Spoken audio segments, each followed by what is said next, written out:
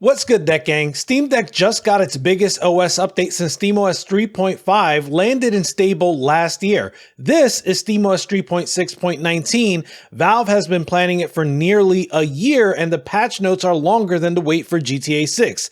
This thing has battery life improvements, performance improvements, Bluetooth updates, updates to the Steam Deck docking station, game-specific fixes, an improved Bluetooth experience, fixes for things you didn't know needed fixing, and even what's that? Support for ROG Ally keys? What does it mean, Valve? If any of this sounds familiar, it's because I covered each little update that came to the beta channel, but if you were waiting for it to come to stable, well, there's a lot to be excited about. In today's video, we're going to cover what this all means. We're also going to see how it all ties to Valve saying, hey, you're not getting a Steam Deck 2 for a while, so don't wait up. By the way, folks, my name is Rich. This is my weekly Deck News Roundup where I bring you the latest news around Steam Deck, other PC handhelds, and PC gaming at large. There are chapters for everything, so let's go ahead and get started with that first story. Shall we?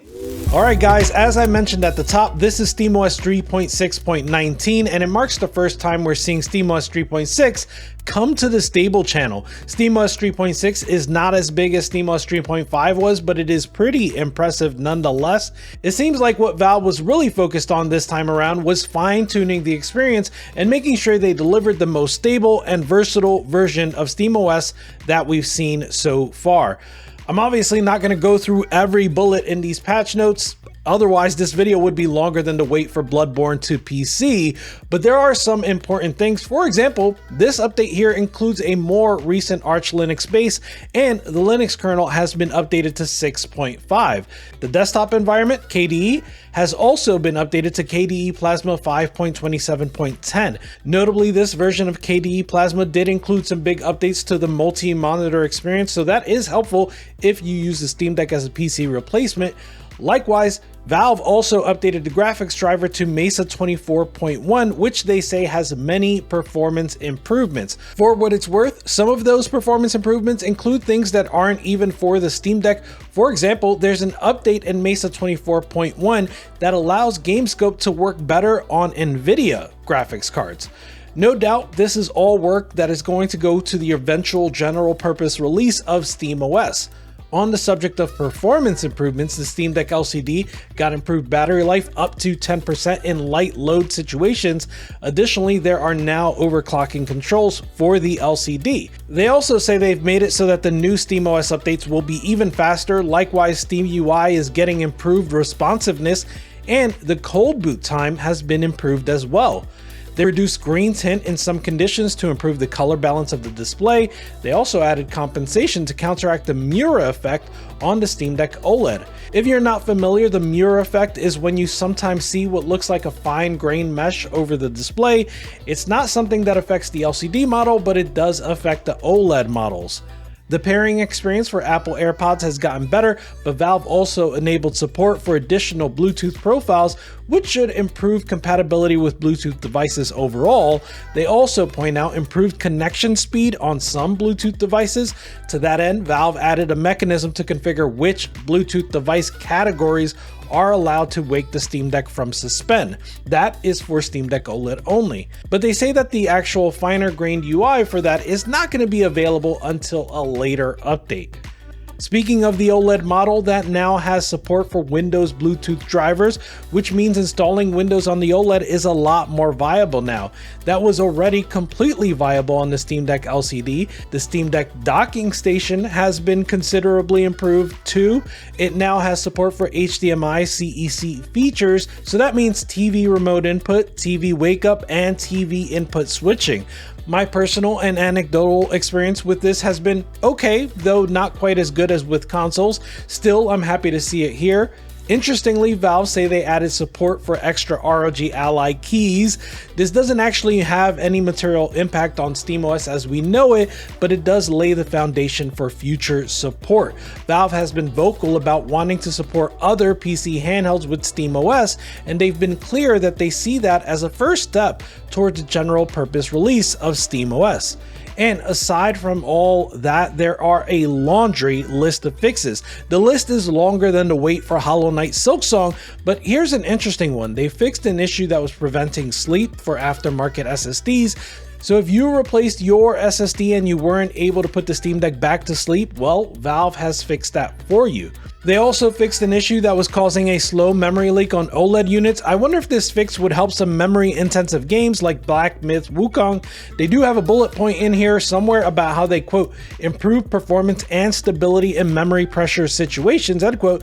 So that is good. And they addressed some games specifically, like where they fixed an issue with a rare session crash during a startup of Elden Ring, and where they worked around a bug where HDR couldn't be selected in Halo Infinite. So clearly Valve put a ton of work into this big update. Like I said though, it does seem more focused on stability than on a bunch of new features. I think the reason is pretty clear by now.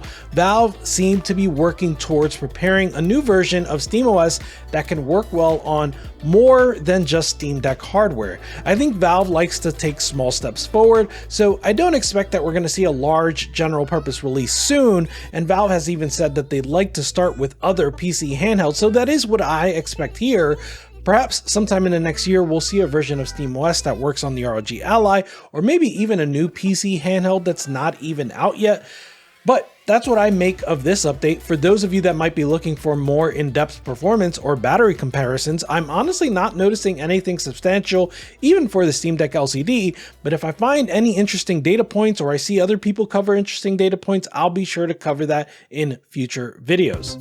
But if you think any of those updates point to a Steam Deck 2 on the horizon here, well, let me stop you, because in a recent interview, Valve once again reiterated that they aren't interested in yearly refreshes of the Steam Deck, and in fact, they think that model would not really be fair to their customers.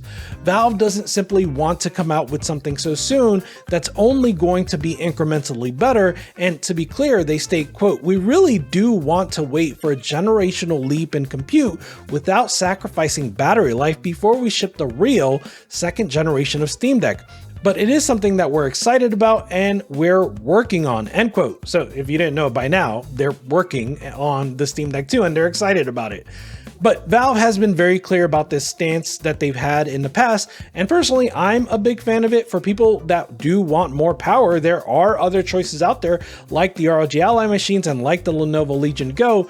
Those are great devices that have only gotten better since they've been released and more affordable to boot. Even if you want a SteamOS-like experience on those machines, there's always Bazzite, which also continues to get better with each release. Point being that because this is a PC ecosystem, there is no shortage of choice when it comes to performance, but the Steam Deck has always been about being in that Goldilocks zone of performance, price, and battery life. And if Valve were to release yearly iterations that only focus on incremental improvements, I think that would undermine their initial pursuit. You know, I think that a lot of times the PC gaming crowd is seen as a crowd that only chases the most expensive graphics card and the best possible graphics, and to be clear, there's a vocal group of the PC gaming crowd that really marketed themselves as that, but many of the people I've spoken to in PC gaming, even before the Steam Deck, these are people that, thanks to Steam's deals and sales, they often have an incredible backlog of games, both old and new, and they just enjoy picking from that and being able to play a versatile library that fits whatever whim they have at any given time. They're a patient bunch and they hate exclusives, so they're willing to wait a year or two for a game that's no longer cutting edge, but that they can play on their own terms. The Steam Deck captures that ethos perfectly.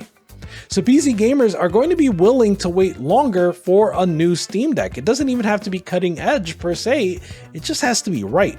It has to hit that Goldilocks zone of performance, price, and battery life.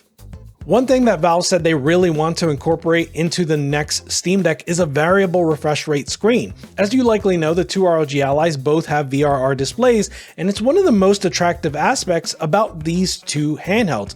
Likewise, when the interviewer asked Valve's designers what they wish they could have done differently for the Steam Deck, apparently VRR was the first thing they mentioned. They said, quote, "With the LCD Steam Deck, it was obviously the display. We really wanted a better display, and thankfully we got that. Maybe I shouldn't say this, but VRR is a thing that we've been asked about a lot, and I can say that we also wanted it really badly for the OLED ones. So that is probably a feature that is on the top of our list of things that we would like to do," end quote.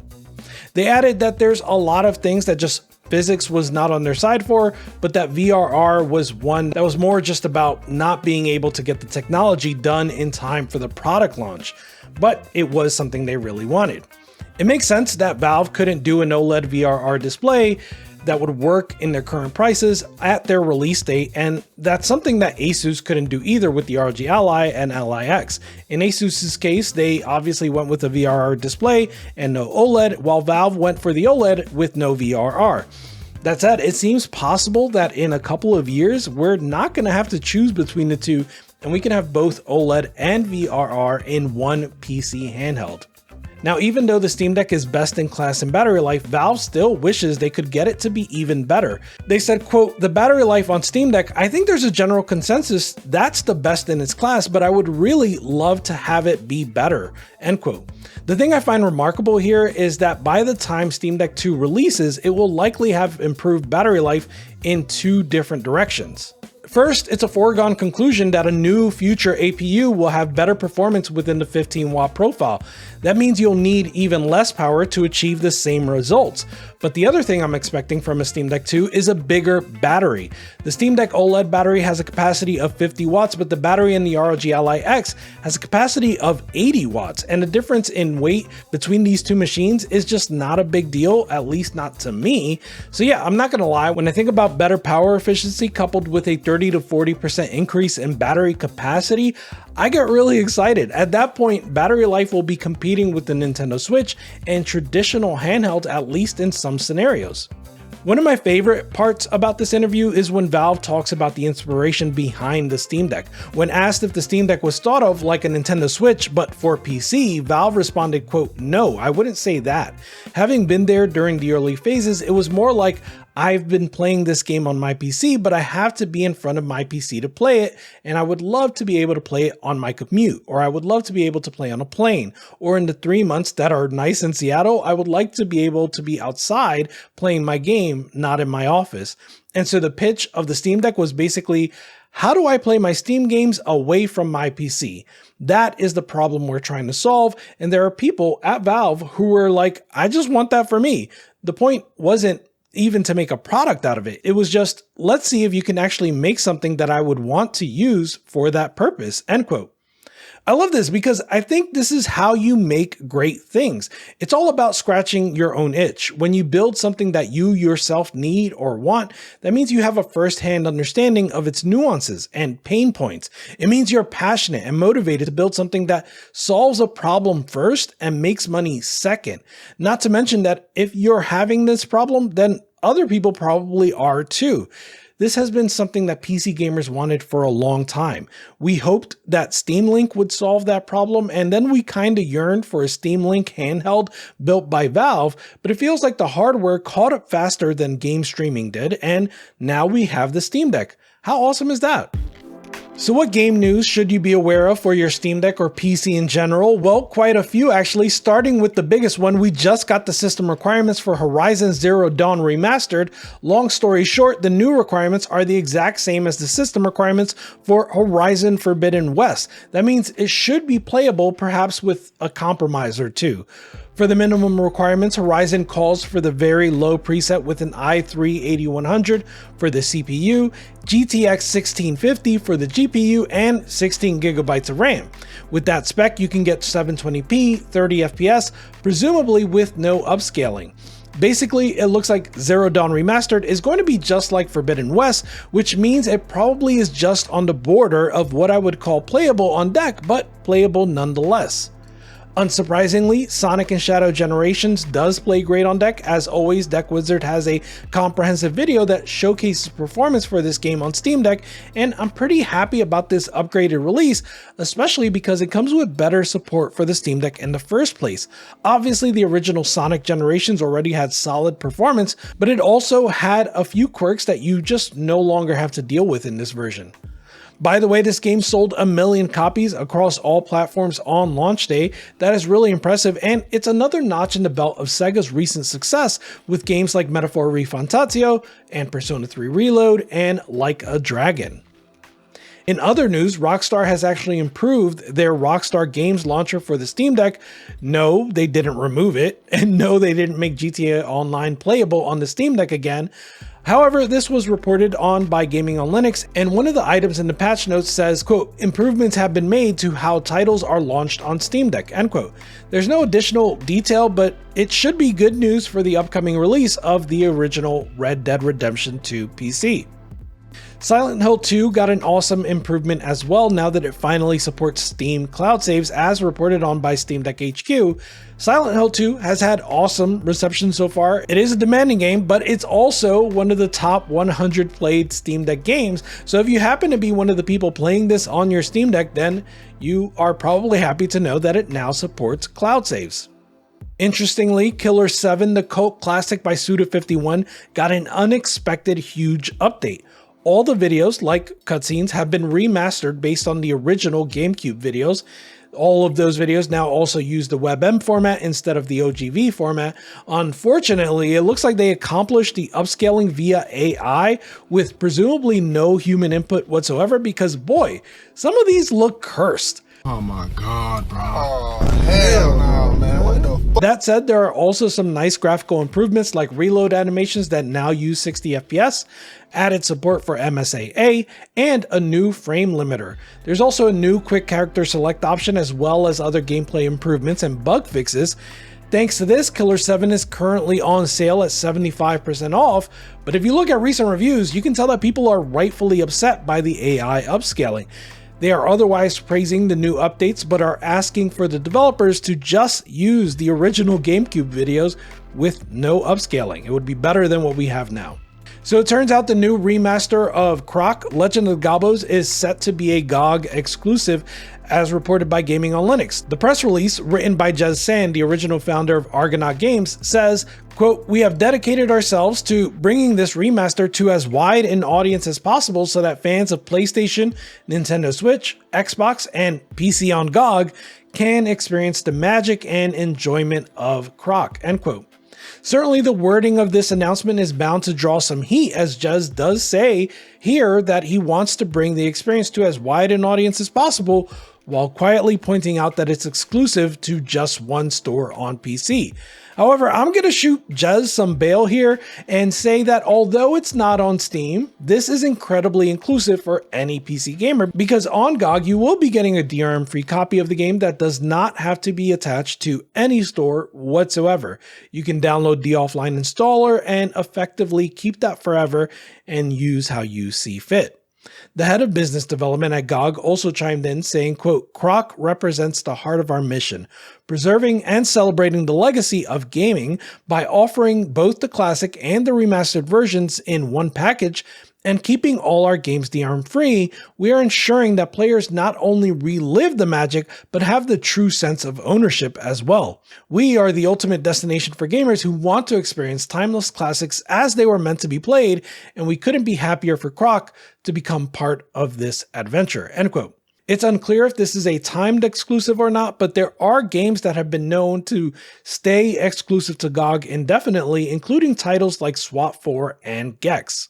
Metal Slug Tactics just got a release date and it launches on November 5th. The demo for this game was pretty fun, and I was really surprised at how it managed to integrate the tactics gameplay into the Metal Slug motif. The demo didn't really support control pad, but they said they were working on that for the full release.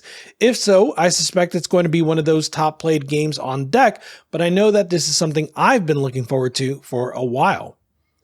In other news, the Rogue Prince of Persia just got Steam Deck verified. Steam Deck HQ also reported on a tweet from the devs over at Evil Empire with some additional notes. They said, number one, they're going to continue improving performance through early access. Number two, the hub and later biomes may experience occasional drops in frame rate. And number three, they still recommend setting the FPS to 30 max in the options. This comes alongside the news that the development team behind the other 2D Prince of Persia game from this year, The Lost Crown, has been disbanded. I'm a huge fan of Prince of Persia The Lost Crown, and I would argue it's one of the top games of the year so far. I'm disappointed to hear that the team has been disbanded, but it does seem that most team members have shifted to other projects and that no layoffs have occurred due to this decision. On the flip side of that, Crow Country has sold over 100,000 copies on all platforms. According to their latest press release, they say that 2/3 of those sales came from Steam. And what's perhaps remarkable as well is that 10% of the Steam reviews that you can see right now come from Steam Deck players, which is pretty remarkable. Last week, I gave you a list of recommendations from Steam Next Fest, but there was one amazing demo I didn't play until after Next Fest was over. It's called Spirit Cross Strike, and the demo is still available, so I really urge you to give this a shot. The desert industrial wasteland combined with the over-the-top character action gameplay gave me some serious God Hand vibes. Some elements of this demo were still somewhat rough, but I really had a blast and I highly recommend giving it a shot. Alright folks, that's going to do it for this week's episode. I hope you're all having a wonderful week. Decking out. Goodbye.